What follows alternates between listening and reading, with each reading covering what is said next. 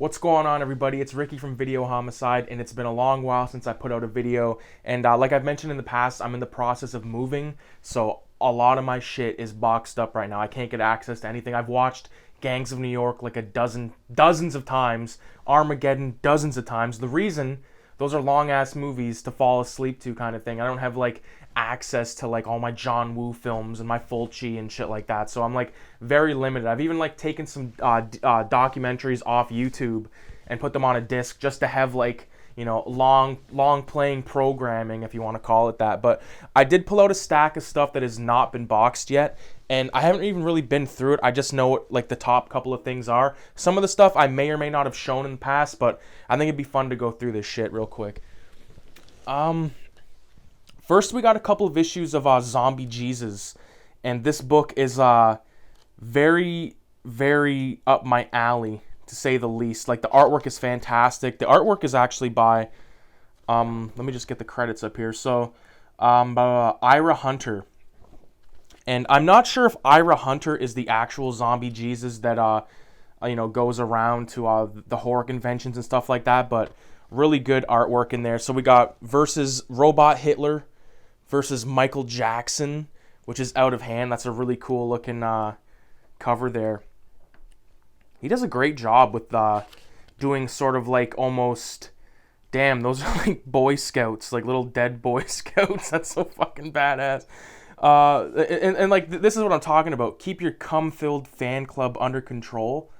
Like, my God, Zombie Jesus knows all your dirty secrets. So that's versus Michael Jackson. This is versus George Romero, of course, who is you know, one of the godfathers of horror, with lots of memorable titles under his belt. I'm just trying to find, like, we got Tom Savini turning into like a werewolf. This is great. George Romero himself is just like this. Oh man, like the thing I love about this, like, this is totally off topic, but like, this guy is such a fan that he's got Tom Savini wielding the machete, just like in Dawn of the Dead, and later on in Land of the Dead as well. But he did a spot-on job filming or drawing George Romero here. He looks great. Love him at the end. He's got his cigarette and his coffee, so that's awesome. This one, I don't think I read this one. I know I flipped through it, but Zombie Jesus versus Vampire Elvis, which I'm sure you can imagine how this is going to go. I don't know if, like, holy fuck, it's Fat Elvis, and a lot of people say, you know, Elvis was only fat for a short period of time, and a lot of people remember him as this fat dude, but it's wrong. Really good stuff, once again. Ira Hunter, I believe it's all Ira Hunter, let me just see. Yeah, illustrated by Joel Shelton. Excuse me, Joel Shelton, so I believe he did all the books. This is the final Zombie Jesus book that I have in the collection. This is Zombie Jesus versus Robot Hitler Part 2, and it's got more of the same madness you see in the other books, so this is great stuff. We got like Mecha. It's almost like a Ed 209 type of deal right here. Good stuff. Next we got a piece of paper. Notice of refusal of an application for legal aid. This is when I was a little shit disturber back in the day. Defense, mischief under 5,000 youth court. So there it is, gang. This is random. I believe this was also a shock stock pickup. This is Tales from the Whorehouse of Horror, issue 1, featuring the Whore of Horror, which is ridiculous. This is more of an anthology book. We got different artists on this book. Really cool stuff. I love this story here that has, can't say I've actually read it, but I love the idea of like this sort of telling the story with almost like a childlike sense of font. You know, how like a kid would write it. I like that kind of stuff. So there's that. Here's a cool little book, The Video Watchdog, featuring Hitchcock on DVD. And this has now become a famous image. It already was a famous image, but now it's been revitalized by Eminem during his, I believe, last album. That almost looks like Vladimir Putin in there. What the fuck? Okay, no, it's not. But anyways, you know, just like sort of like a TV guide thing, goes over different movies that are coming out on video and shit like that, which is cool because, you know, back in, what do we got here? Back in 2001, this is how you got a lot of your information. I mean, internet, of course, was around, but it was more this type of stuff, catalogs and shit like that, you know. That's how you got your stuff. This was an amazing buy. This is a reprint, of course, from, I believe, this reprint is from 2017, and it's Stephen King's Creepshow. So art by Bernie Wrightson, cover by Jack Kamen, George Romero film, of course. This is a holy grail item for me. Like, the only thing that would make this thing better is if it was an original copy, but I mean, even then, it's not going to get much better than, like, this is going to be as clean as it can get. It's amazing. Everyone knows the stories in this movie. It's one of the best horror anthologies of all times. It's pretty much the quintessential one next to Tales from the Crypt. So this was a good score right here. I love this book. I'll carry it for always. Another little anthology book here. We got The Outer Limits. Now, The Outer Limits was another anthology series, sort of like Twilight Zone back in the day, and it's dedicated to Joseph Stefano. And it's just an episode guide from the first season, which is cool because I actually haven't seen any of these.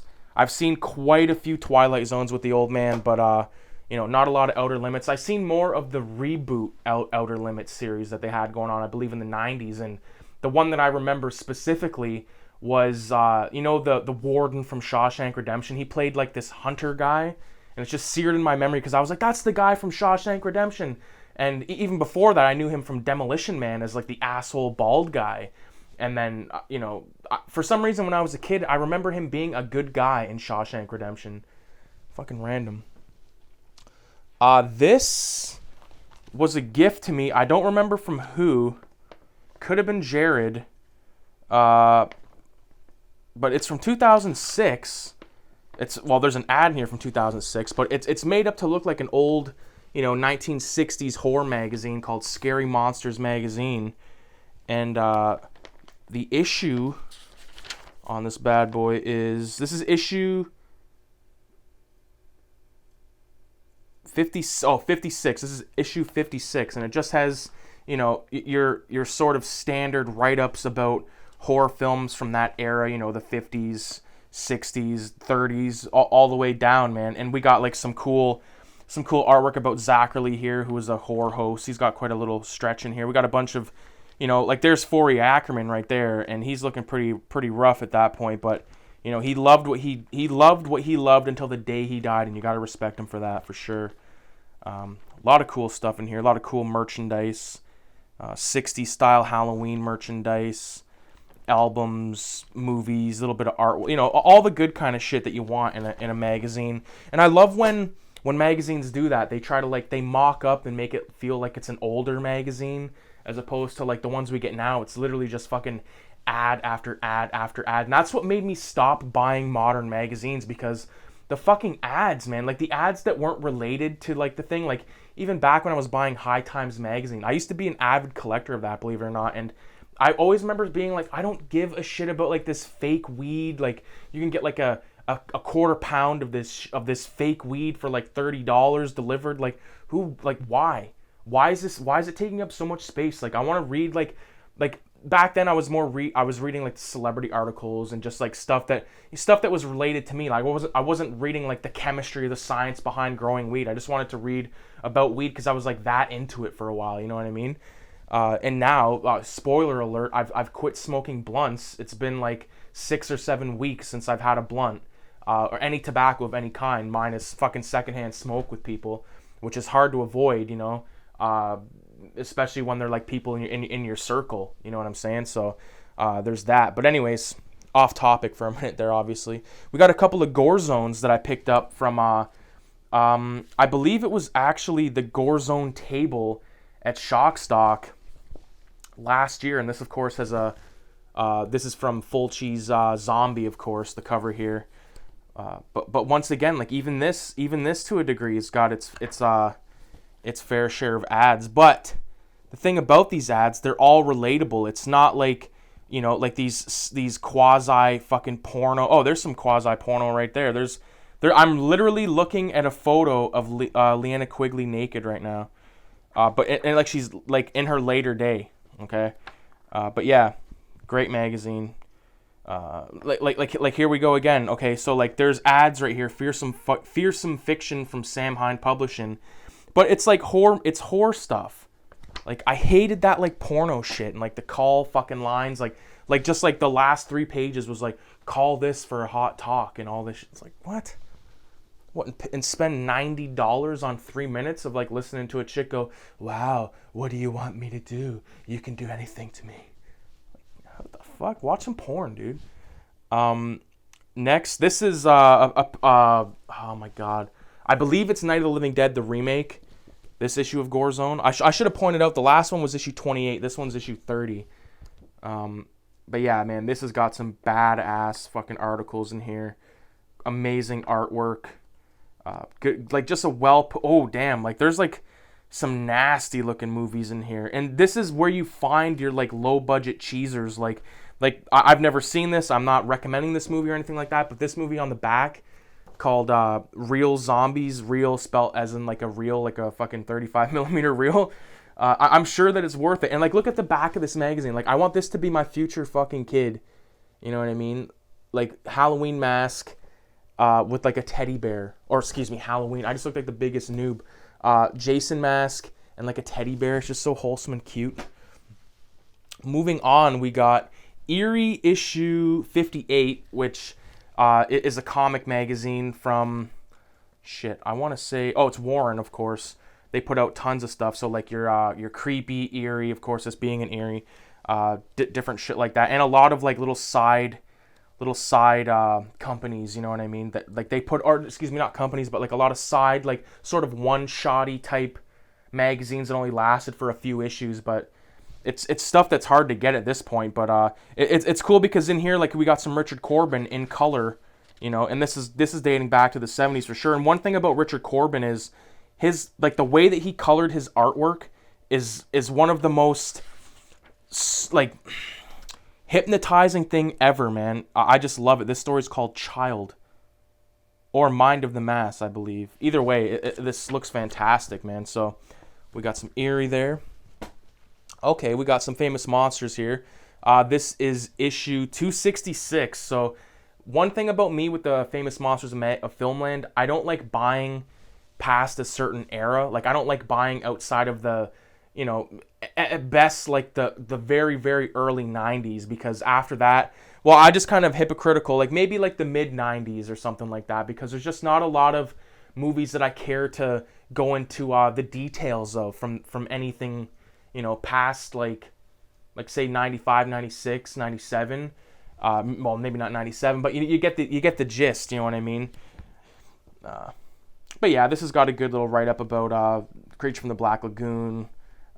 You know, a really big article about Creature from the Black Lagoon with lots of cool artwork. Of course, Wizard of Oz. Like, you don't really think about the Wizard of Oz as being like this monster film, but in reality, it kind of is. Here's a really cool issue of Fangoria, the cover being Tales from the Hood, which I love, and they just put out the third fucking installment in that now series, which blows my mind because part 2 was so god-awful. So god-awful, and it's so disappointing because it's like that first one is so hardcore and such like a banger, and like their problem was trying to like modernize the situation, and like I just feel like it's unbelievable that it's the same people behind the first one that's behind the second one. Like, it's, what the fuck happened, dude? Here's a really cool one. We got Vampire Tales, issue 6 from August of 1974. So this is going back quite a few years. You know, this, of course, is like another kind of eerie or creepy, where we got a lot of stuff talking about, or excuse me, a lot of stories, comic form. We got some cool old ads in there. We got a couple of write-ups about, what is that? Dark Shadows, which is a show that I never really got into. Here's a cool little book right here called Cinema Cobb, which is just like, it's an appreciation of the fantastic, which, you know, I can totally relate to that. So it just looks like a little bit of a fanzine, a little more polished fanzine than normal, but really cool shit, man. That's the kind of stuff I love finding in the wild. This is something I've owned since I was a very little kid. This is like a little kind of like playmat, but it's got the theme is Thomas the Train Engine, and it's from 1991. I was born in 92, so this is a year older than me, and I'll never get rid of this. Hopefully my future child can play with that. All right, so moving on, we got, this is like I guess like the rules to an RPG game called Teenage Mutant Ninja Turtles and Other Strangeness. And I never played the game, but one thing I appreciated this book for was all the art. And it's all like Kevin Eastman art and like Peter Laird art, and it's all like totally like random animal designs and just stuff that you really probably won't find anywhere else. And just very badass, like cool, drawings of weapons and guns, like all kinds of stuff, like these sort of like rip off the Terror Bears and all this crazy shit, man. Like it's mesmerizing to me because I love Kevin Eastman so much.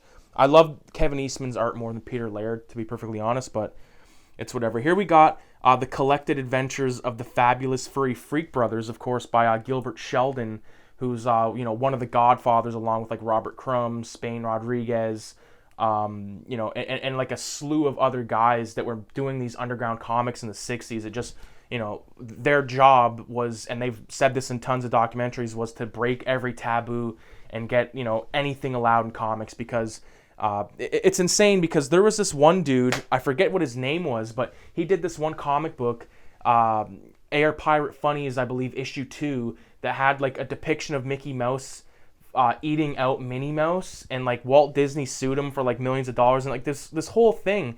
Find out more about that in a really good documentary called Comic Book Confidential. I recommend that. But not to get too off topic, we got Fuddle Duddle, Captain Canada in Getting Involved. This is like some kind of like another kind of like undergroundy comic book, just sort of quasi-political thing that came out probably, I'm guessing, in the 70s. This definitely feels like a 70s vibe. One thing I don't like about some of these older books is they don't do a good... Oh, 1972. 1972. So there's that. Crazy shit. Here we got RoboCop issue 1, which is like, it's the adaptation of RoboCop, which I love. And I love like this image of all the bad guys, because they're like the best part of the movie, in my opinion. And I didn't really realize this till just now. Ed 209 is like blowing the shit out of these assholes. It's great. And of course you got the poster on the back, which is great. Speaking of poster, here we got one of the most iconic images out of 1980s cinema, late 70s, early 80s artwork. We got Heavy Metal. This is the September 1981 edition with the famous Tarnak on her flying bird there, like her fucking companion, I guess you could call it. I do not know who the artist is of that cover, but it's some of the best stuff you can find. Like, there's art in here by Arthur Pseudonym, Richard Corbin, of course. I haven't came across any yet, but I'm assuming there's probably some Mobius in here. We even got a write-up about George Romero in here, David Cronenberg, and John Carpenter. God damn. Fuck, this is what I'm talking about. Like, you just don't... The Shape of Rage is what that article is called. Fuck me. That might even be worth reading on, just reading. Yeah, man. Like, look at the back of this. Richard Corbin's Den Part 2, Jeff Jones' I'm Age, Romero, Cronenberg, and Carpenter on horror films, plus Martina Gimenez and Philip Jose Farmer. So it's just filled with art and goodness, man. These are kind of not like the coolest thing, but these are like Twilight Zone magazine. So we got December from 88, October from 88, and June from 89 with a weird clown cover. Never really was stoked on those. Just kind of bought them because they were cheap as shit. This is a really cool thing. This is called Psycho Rock from Heavy Metal. And I believe I read this when I first picked it up, but I could definitely use a reread on it. Or revisiting. This is a Heavy Metal book, which I love the little logo on the back. Killer stuff. I'm not actually going to open this right now because it's going to be a pain in the ass. Let's get it back in the bag.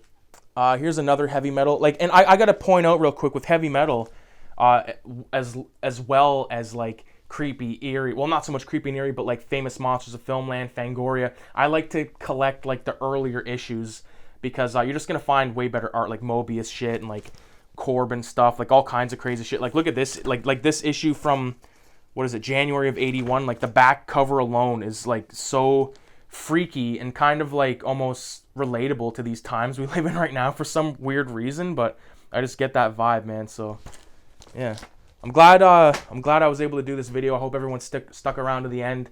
I appreciate everybody for watching. The wallet, I mean, that was a lot of work we put into that film. Had a great time doing it, of course. And yeah, everyone that checked out the Teespring, I hope your orders have came through. I got one buddy that hasn't got his shirt yet. I got 3 that have, so that's good. You know, I'm adding new designs all the time. Check it out regularly, because I've just uploaded 2 new hoodies because winter's coming. And yeah, man, you can check that shit out at the link in the description. Check out the Facebook page and check out check out some good old quality artwork in some of these magazines. Even if you got to Google them, Google some of this shit and then just pour over the art, because if you're like one of them kind of like art addicts like me, man, you'll get hours of enjoyment from this shit. And even like it inspires you in a way, to pick up a pen, pick up a pad of paper or a sketchbook and just go to town. It's good fun, great release. Winter's coming, you know what I mean? And what better time than to practice on some of, like a hobby that you love, when it's nice and cold out. Put on a good movie, put on a good podcast, and just fucking do your shit, man. Have fun. Anyways, thanks for watching. Adios.